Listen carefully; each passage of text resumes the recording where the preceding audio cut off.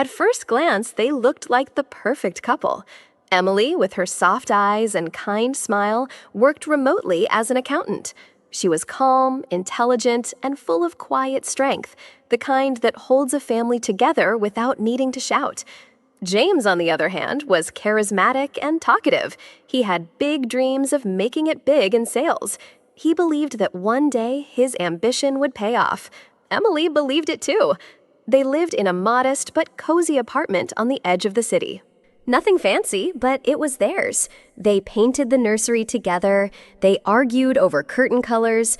They even laughed in the kitchen while trying and failing to assemble their baby's crib. It felt real. It felt right. But sometimes, what feels right at the beginning only hides what's wrong beneath the surface.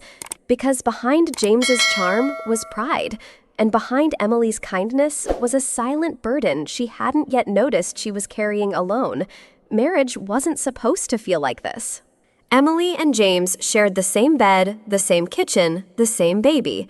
But slowly, without either of them noticing, they began to drift into two separate worlds. Emily's world was filled with grocery lists, unpaid bills, night feedings, and work deadlines. She would juggle feeding baby Tommy in one arm while reviewing spreadsheets on her laptop with the other. Her day started before sunrise and ended long after midnight.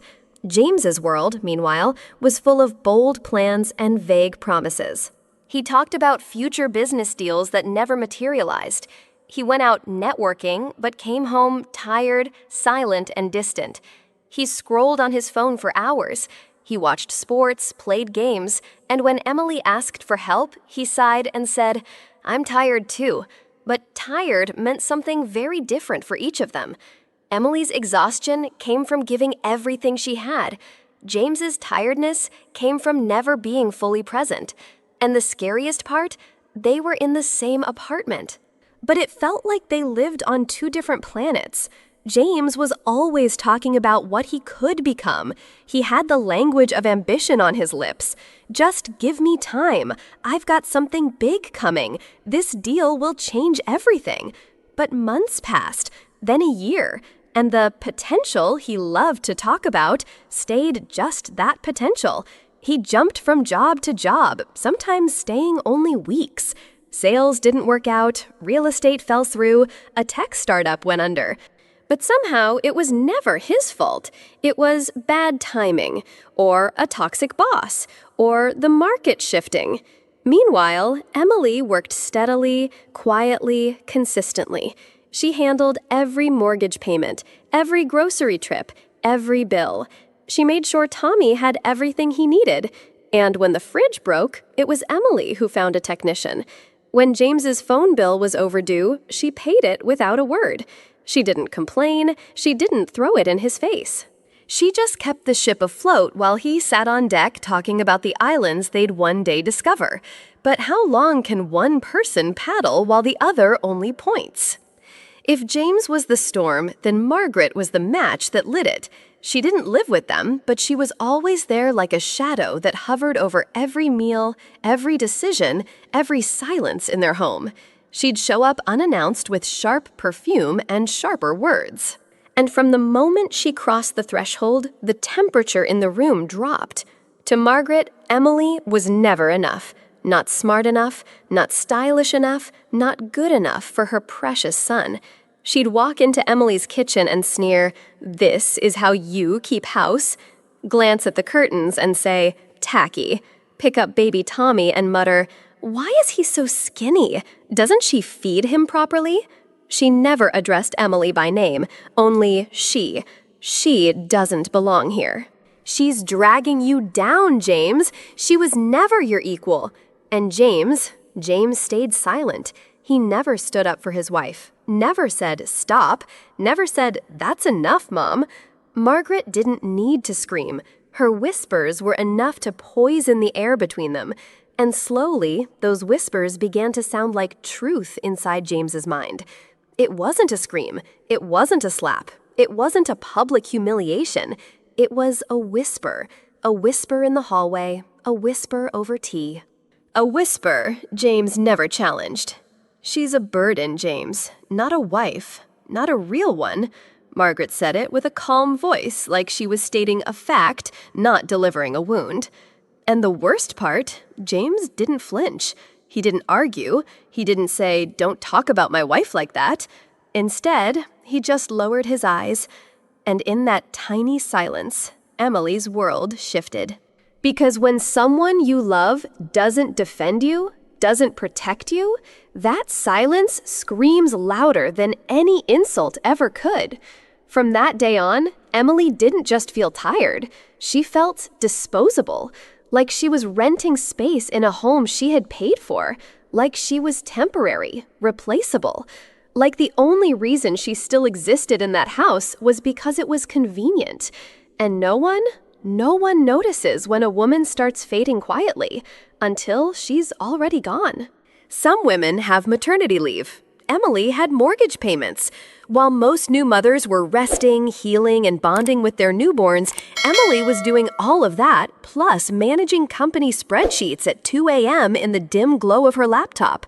With Tommy asleep on her chest, she balanced formulas and budgets, her eyes sore from lack of sleep. Her day began before dawn with a crying baby. Then came diaper changes, feedings, cleaning bottles, rocking Tommy back to sleep. And as soon as he was down, Emily switched roles, opening her laptop to attend morning meetings, send emails, review invoices. By lunchtime, she was bouncing Tommy on one hip while answering client calls with the other hand. By nightfall, she had washed dishes, folded laundry, bathed the baby, updated monthly reports, and still remembered to reply to her boss's urgent message.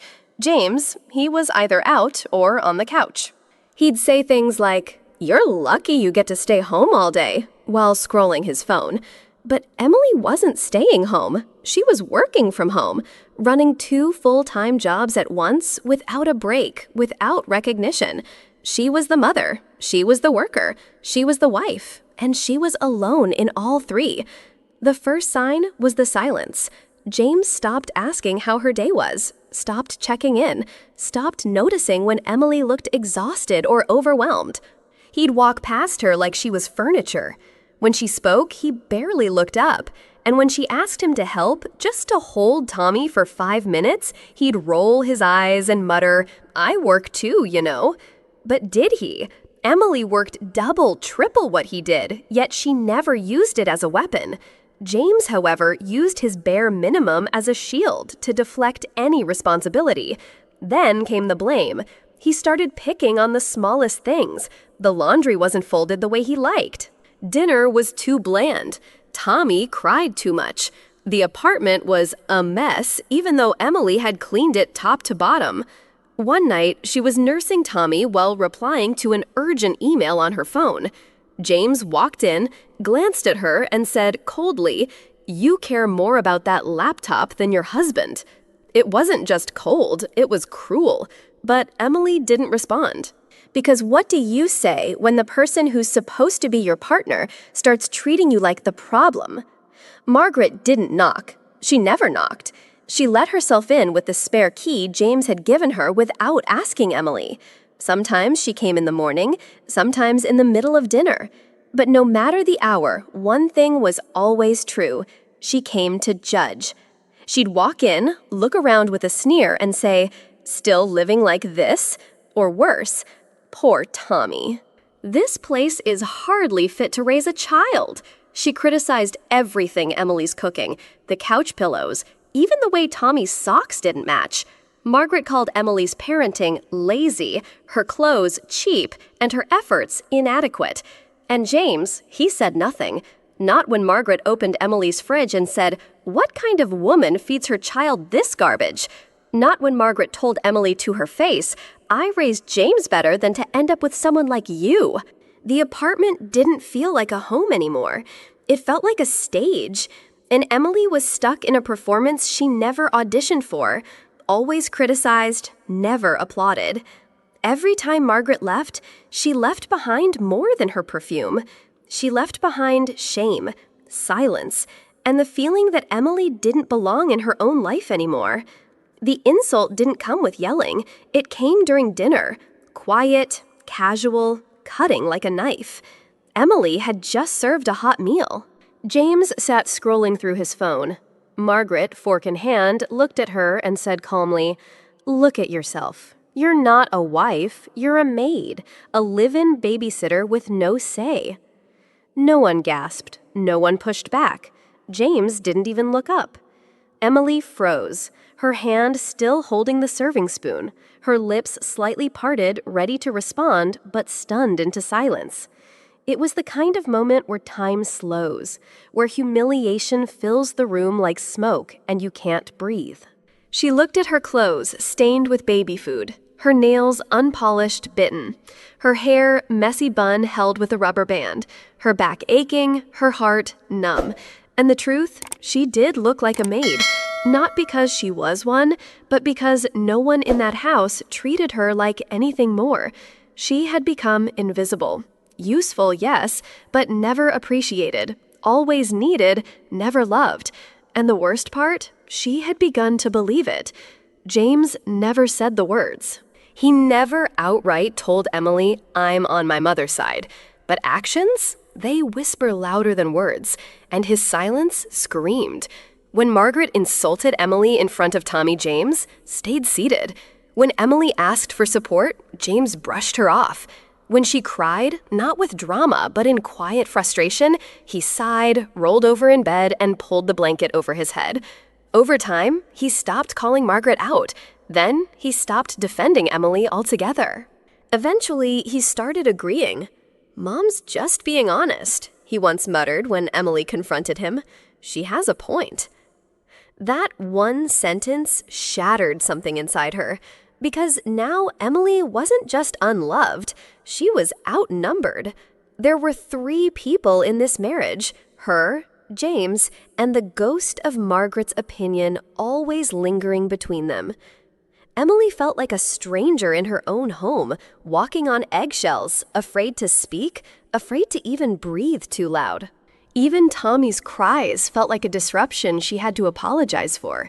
And James, he became a mirror of Margaret's cold, judgmental, distant.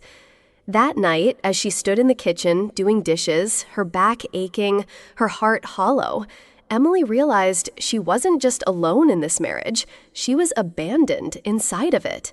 The table was set the same way it always was. Emily placed the plates down, one for James, one for Margaret, one for herself. Tommy was already asleep in his crib after a long, fussy afternoon. The food was still warm, the lights were dim, the kitchen clock ticked steadily in the background. Everything looked normal, but something in the air had shifted. James was quiet, but it wasn't the tired silence she had gotten used to. It was heavier, measured, like he was rehearsing something in his mind. Margaret sat straighter than usual, her napkin folded neatly in her lap, her fork clinking against her plate with mechanical precision. She didn't speak either, but she didn't have to. Emily felt it, the tension crawling up her spine like cold fingers. She sat down slowly, her hands trembling just slightly. She tried to eat, but the food tasted like paper. Every movement felt too loud. Every glance felt loaded, and in her gut, she knew something was coming. Not an argument, not another insult. Something final, the kind of moment that changes everything quietly, without warning, the kind that doesn't shout, but still leaves you deaf. He put down his fork. That simple motion echoed louder than a scream. James looked up, eyes cold, jaw clenched. "Emily," he said flatly, "we need to talk." She nodded cautiously, her pulse quickening. Margaret paused, pretending to eat, but clearly listening with anticipation. James didn't blink, didn't soften. "You're not good enough for me," he said calmly, like he was stating the weather. "Mom was right. You don't match me. You drag me down." Emily felt her breath leave her body. Not because of what he said, she had heard worse, but because this time it was final. There was no frustration in his voice, no anger, just certainty.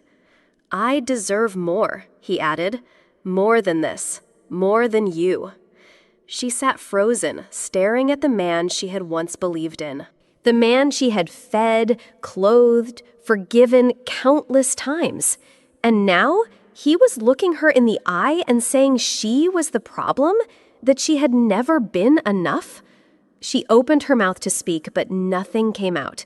Because what do you say to someone who finally says what you feared all along? As soon as James finished speaking, the silence snapped like a brittle branch. Margaret put down her wineglass and leaned forward, her voice low but full of venom. "You heard him," she said. "You don't belong here. You never did." Emily didn't move, didn't speak. Margaret's eyes narrowed. "You're a leech, a village girl who latched onto my son for a better life." She laughed bitterly. "And don't you dare talk about working. Your paycheck is nothing. My son deserves a real woman, not some tired excuse with greasy hair and a baby glued to her chest." Emily's chest tightened, the humiliation soaked into her skin, but Margaret wasn't finished.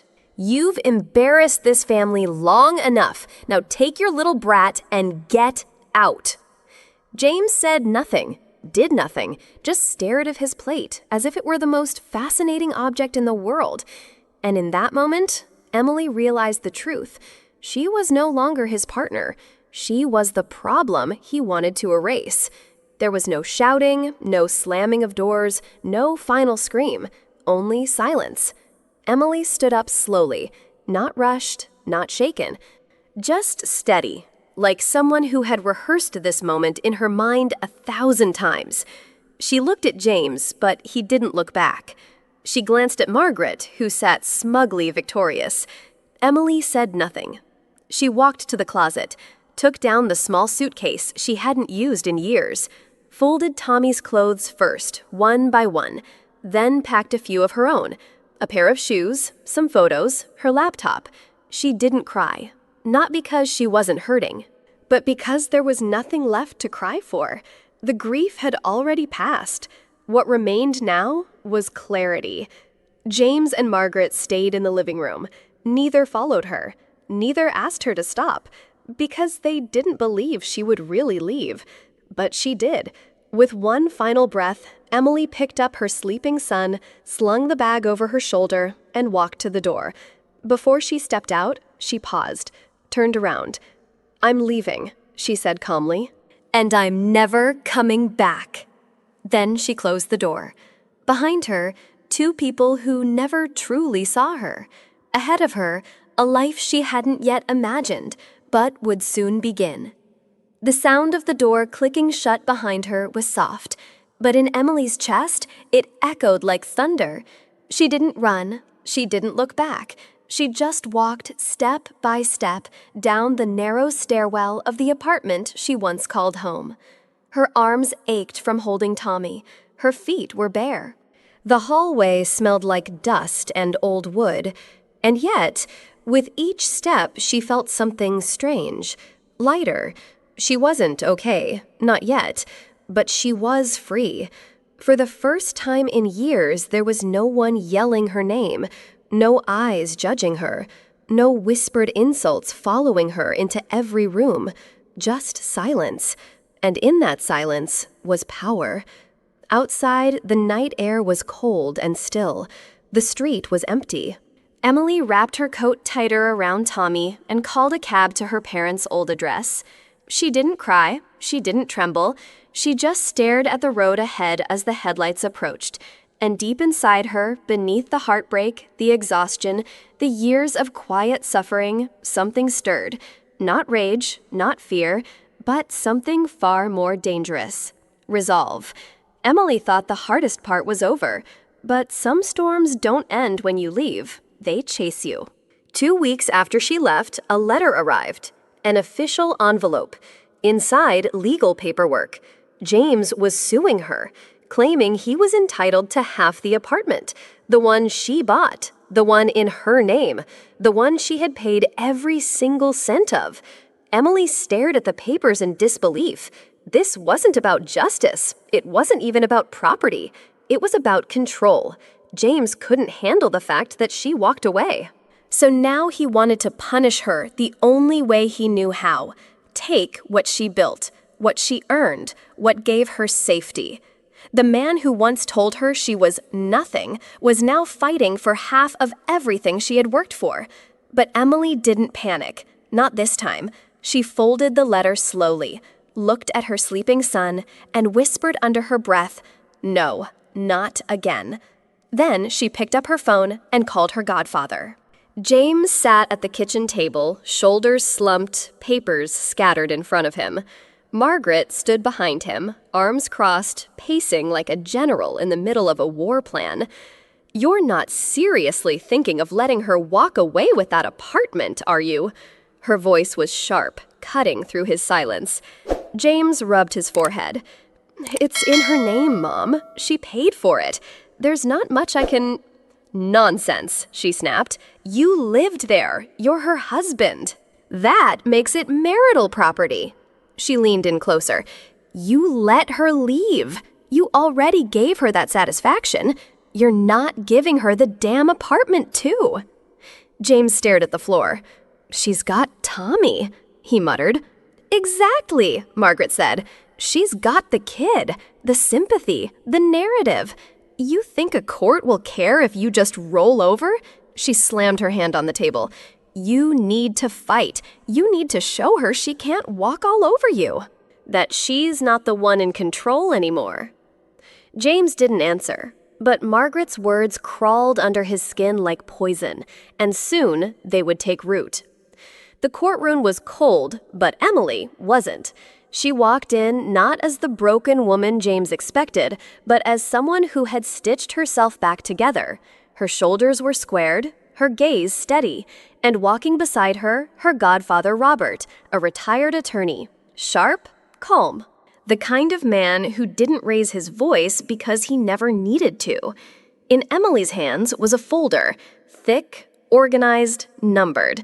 Inside, bank statements, wire transfers, mortgage documents, utility bills, every financial footprint of a woman who had held her family up while being torn down.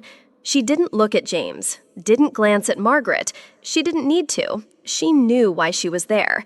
Not to beg, not to plead, but to claim what was rightfully hers.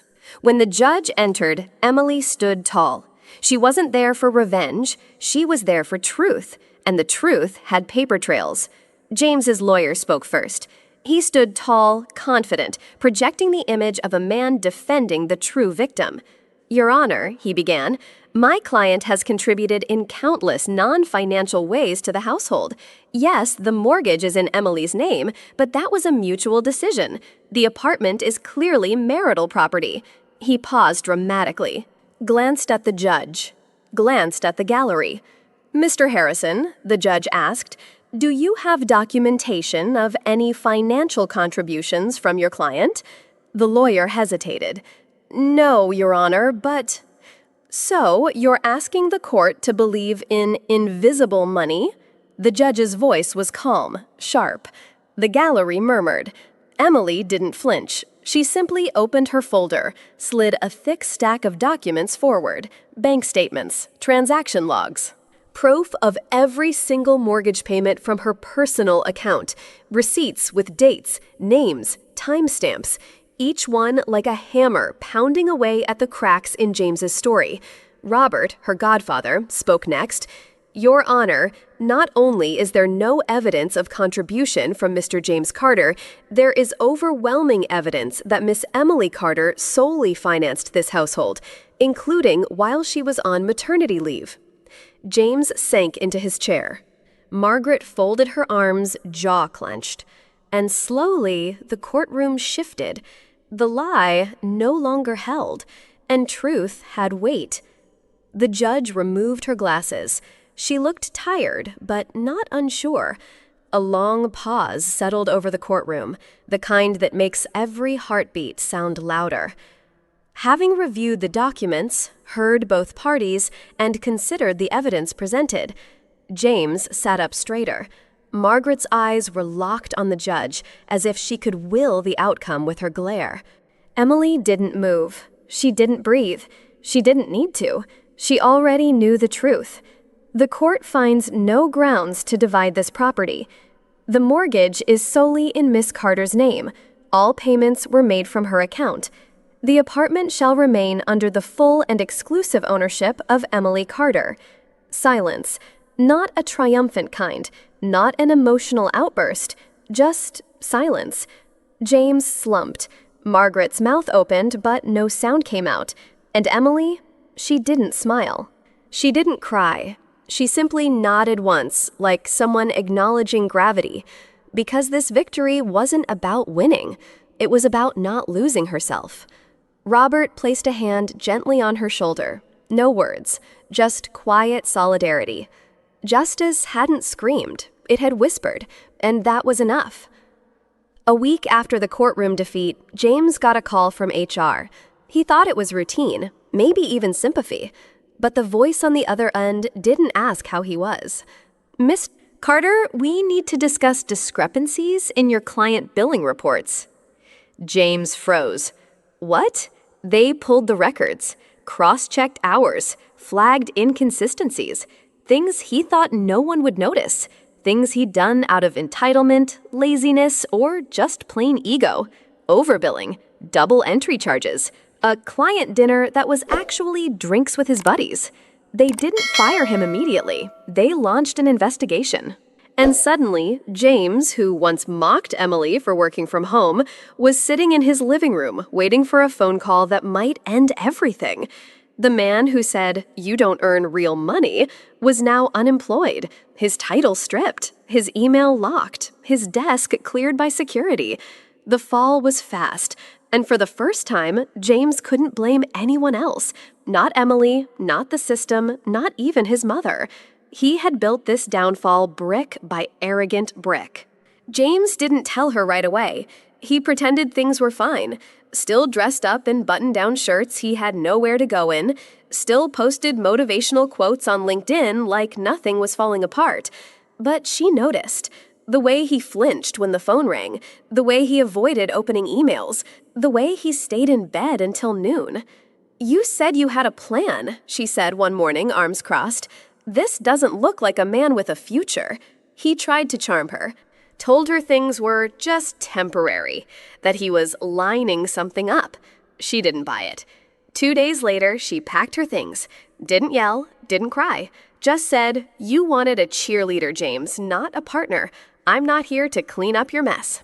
She left, and with her went the last illusion James had built around himself.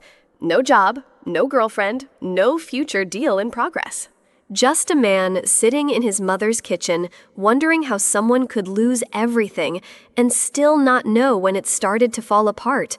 The posters were still there, peeling off the walls basketball players, rock bands, dreams from a time before bills and failure. James was 35, but lying on that narrow twin bed, he felt 15 again, not in a nostalgic way, in a humiliating way. His mother, Margaret, still cooked breakfast, still reminded him to pick up after himself, still called Emily that snake at every chance she got. "She ruined you," Margaret hissed one night. "That little country girl destroyed my son's life." But James didn't answer, not anymore. He didn't have the energy to argue, or defend himself, or even care.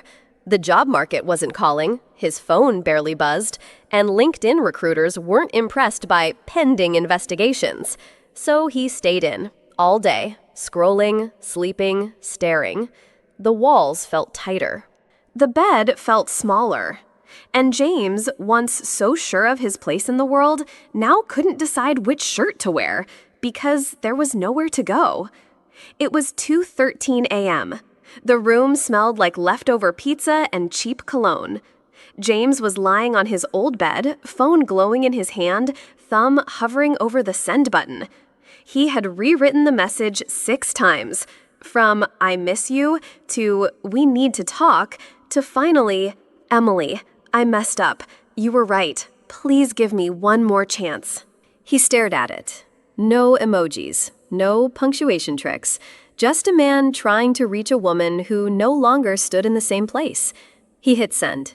3 gray dots appeared, then disappeared. No reply. The silence was louder than any no. And somewhere in that same night, Emily was tucking her son into bed. She looked at her phone, saw the name, and simply turned it face down. She didn't delete the message, didn't block him, because she didn't need to. Closure isn't always about slamming the door. Sometimes it's just choosing not to open it again.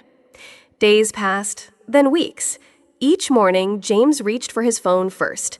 Not for emails, not for job alerts, just to see if her name would appear. It never did. No message, no missed call, no reaction. And that silence, it wasn't cruel. It was honest. Because when Emily left, she didn't just walk out of the apartment. She walked out of the story he kept writing in his head. James sat at the kitchen table one morning in the same spot where he once barked, "Take your kid and get out of my house." He stirred cold coffee, looked around, same walls, same mother, same broken future. But everything felt smaller. And suddenly, it wasn't Emily's silence that crushed him. It was his own echoes. The echo of every insult, every eye roll, every time he dismissed her dreams as cute little ideas. He wasn't haunted by her voice. He was haunted by his own. And in that haunting, James realized something brutal. He didn't just lose Emily. He lost the version of himself that could have had a good life. The first Monday after the court ruling, Emily stood in front of the mirror and zipped up a blouse that hadn't seen daylight in 2 years. She looked at herself, not for flaws, not for approval, just to remember, I'm still here. I'm still me. Down the hallway, Tommy giggled with the new nanny, a warm, middle-aged woman named Rosa, who smelled like vanilla and patience. It wasn't easy, letting someone else hold your child, trusting a stranger in your home. But Emily had learned strength isn't doing everything alone. Strength is knowing when to ask for help. She kissed Tommy's forehead, grabbed her laptop bag, and walked out the door. The apartment felt different that day. Not quieter, just more alive. No longer a place of survival, but the starting line of something better. 3 months in, Emily had finished her online certification in digital marketing. 6 months in, she had 3 new clients, small businesses mostly run by women, who said they liked her calm voice and sharp ideas. By the end of the first year, she was making more money than James ever did. Not by shouting, not by stepping on anyone, but by building real trust.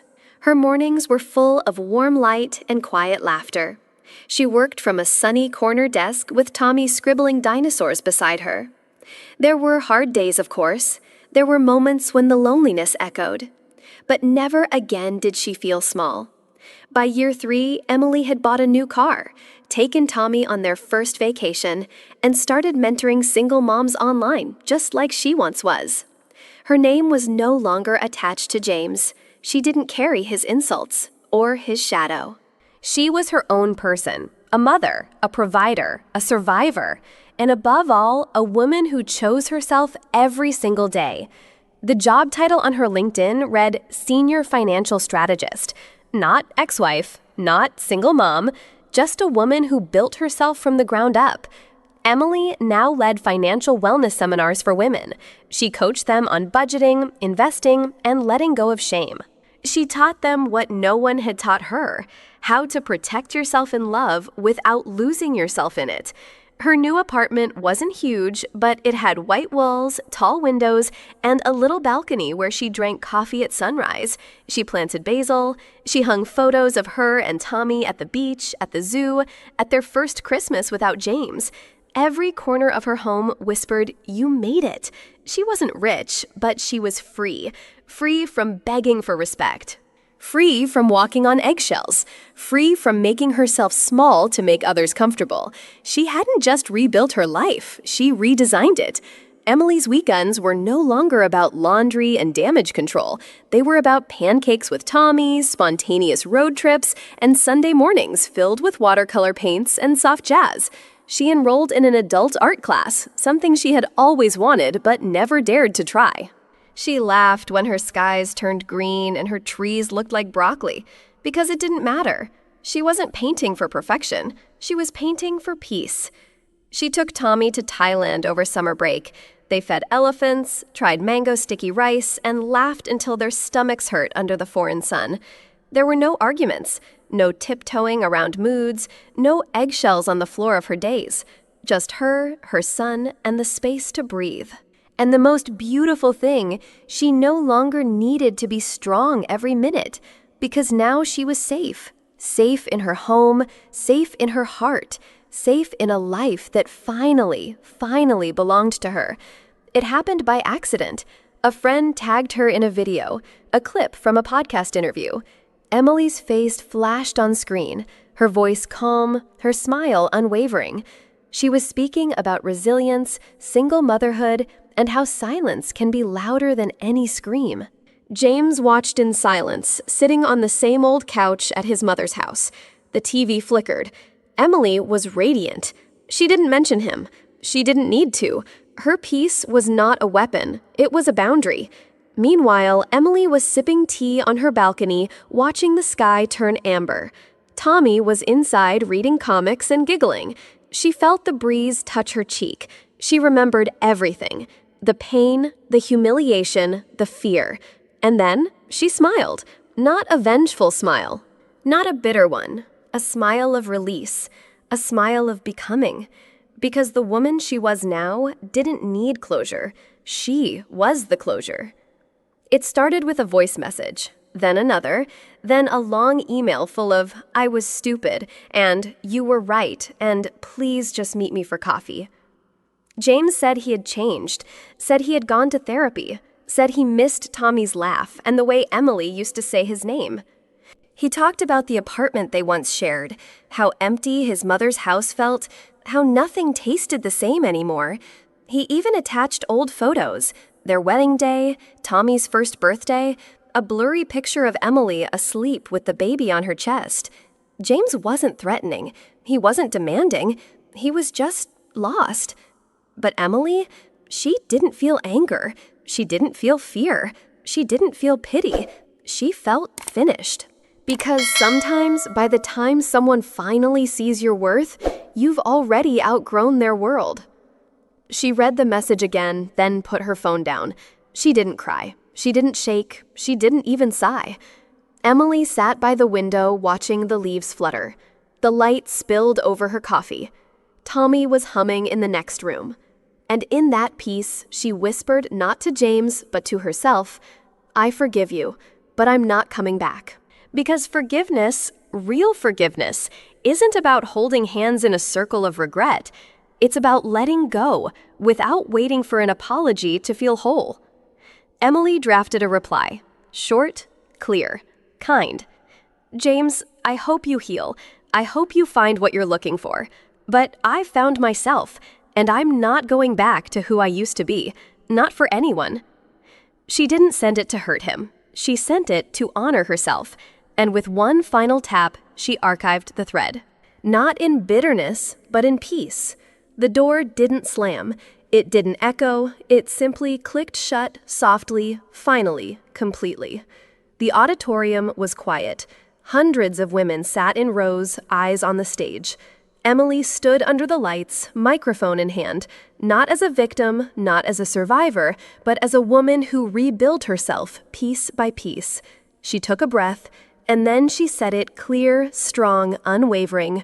Never let endurance become your identity. Never mistake silence for peace.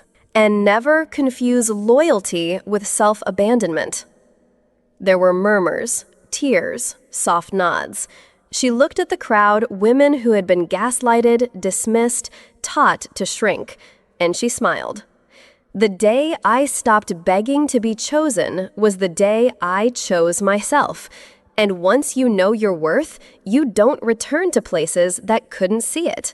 Thunderous applause. Some stood, some wept, but Emily didn't cry.